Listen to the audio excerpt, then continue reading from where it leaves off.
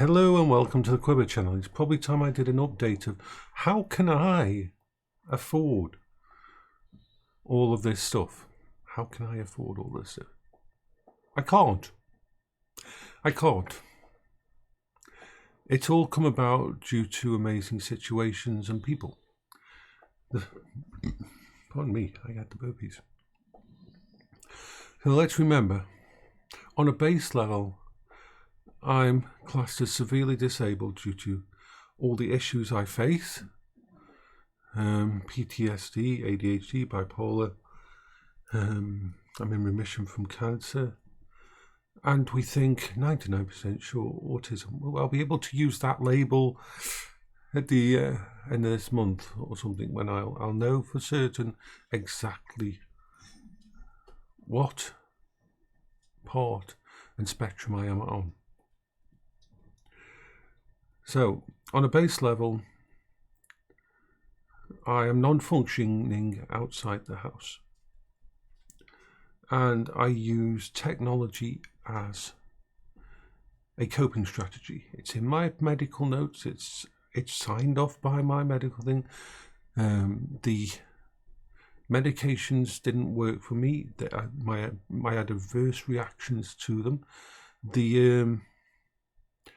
The group therapies, all the different normal programs did not work for me at all. You want to come on here, baby?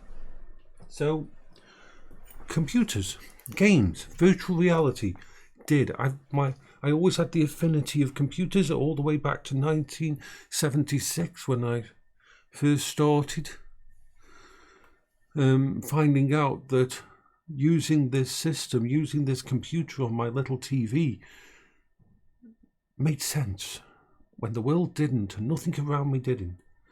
And my mum was amazing.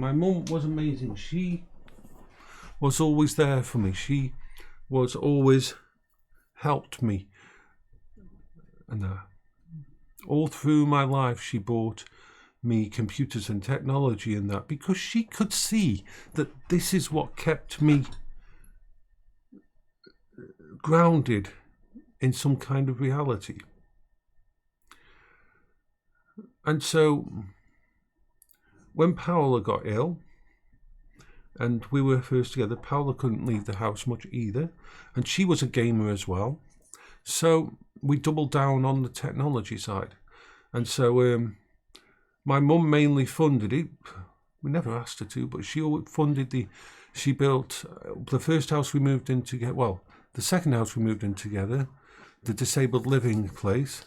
We had massive amount of technology there, from video walls and stuff, so that we could use all the tech and everything. We had so much stuff. Servers set up. Then when we moved to the house next door, which was supposed to be the one where I would stay all the time, my mum fitted the entire house up. Spent about £50,000 on the house, kitting it all out, setting up, and then extra stuff on top. And so we had about 20 years worth of technology before that. That, you know, when you start building stuff, you build stuff on top, and you don't never get rid of anything. So it was all there.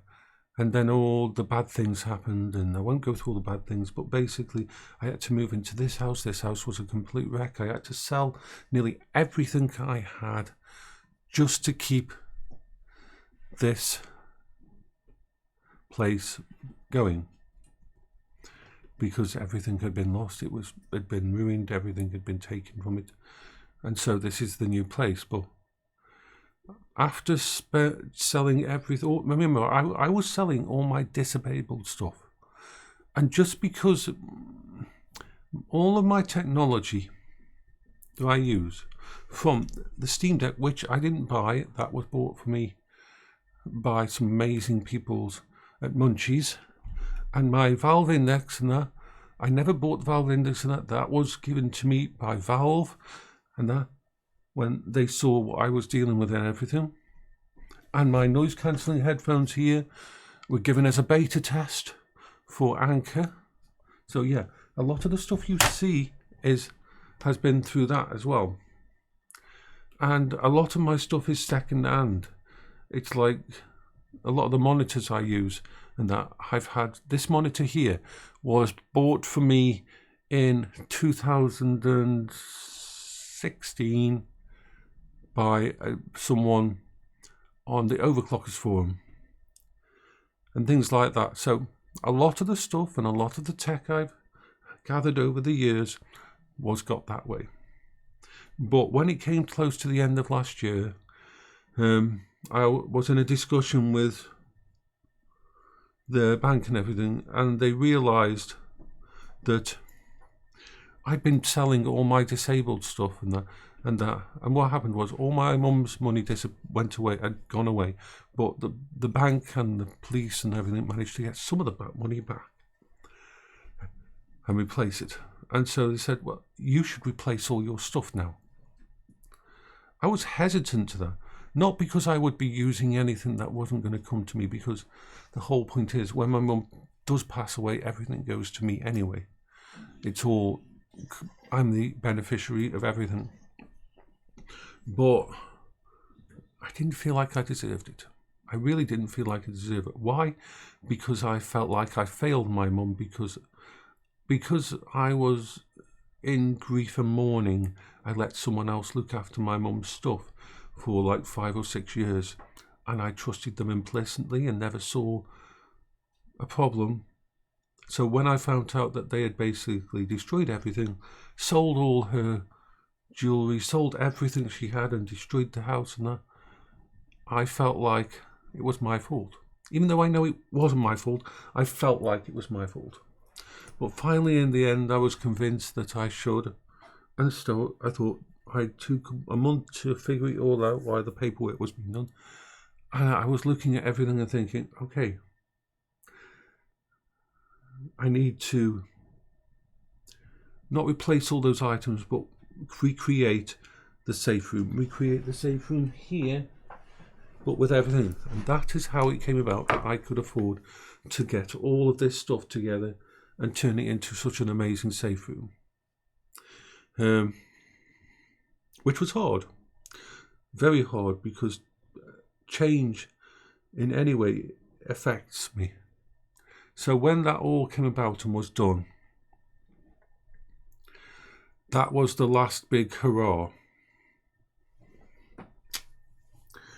But now, let's look at the base amount.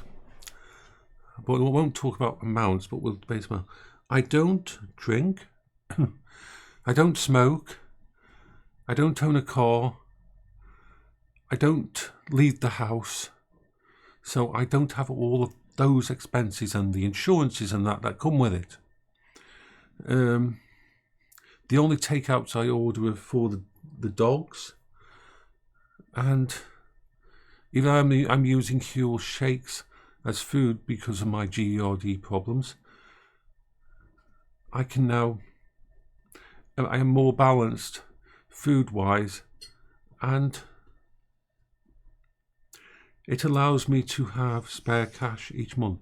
And this spare cash goes on electricity, on bits and pieces, but the thing about it is, a certain amount of that money is only supposed to be used on my disability.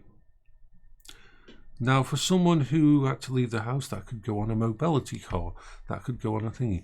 For someone who was trying to get back in work, it could go towards helping with equipment and that. But for someone who's stuck in the house all the time, that money is supposed to go on what the items that help me deal with my problems. And it's no difference than any kind of disability. And the only treatments and things that work are technology. So yes, you will see a lot of it goes on technology and software and games and that, because they're all part of the treatment. They're all part of what keeps me going every day.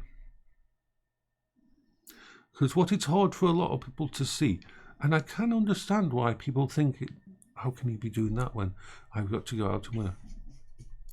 In 2019, I was very, very close to end of line. Very close to end of line. There was nothing that was working at all. Everything we tried, I tried my best, And I was just getting closer and closer to the point of just end of line. And so when we started looking at what was actually keeping me going and what actually was keeping me in the world, we built on that. We built on the technology, virtual reality, and all those other things which allow me to function every day. And audiobooks, and listening to and putting my headphones on when I walk around the house so I can listen to my audiobooks and can function and do other things. We built up on it lots and lots. Now, I mean,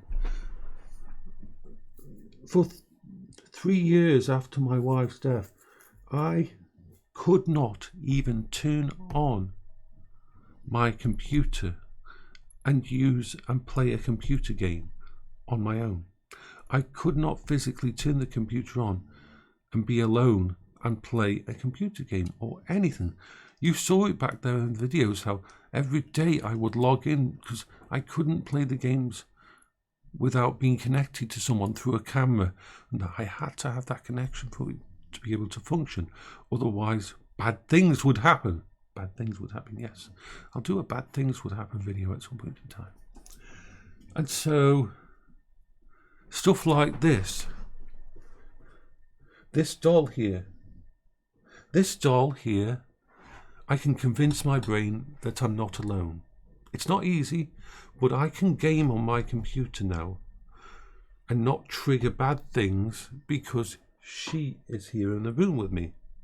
I know she's just a doll, but I can focus on that just like a lot of autistic people focus on certain items.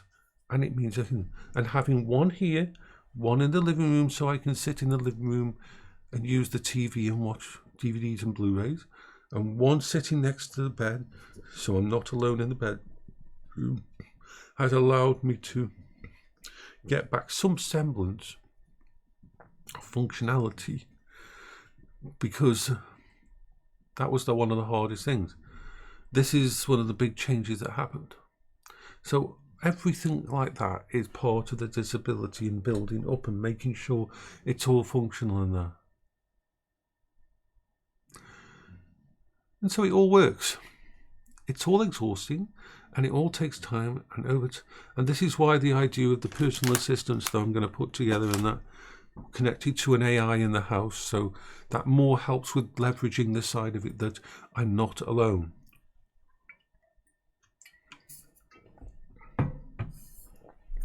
So I hope you're all having a wonderful day.